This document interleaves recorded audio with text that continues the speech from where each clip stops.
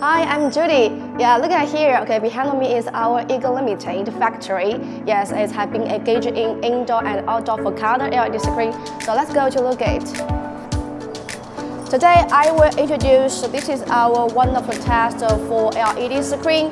Yes, look at here. We usually push our module into this area for testing before we assemble it. So let's look at it. Yeah, here it is.